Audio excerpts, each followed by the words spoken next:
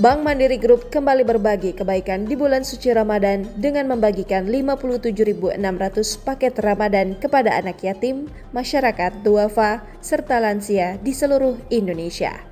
Sebanyak 668 yayasan juga menerima santunan untuk membantu aktivitas ibadah di bulan Ramadan.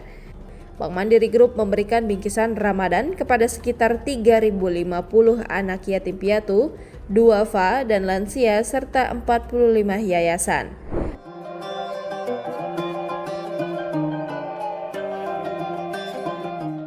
Terima kasih Bank Mandiri.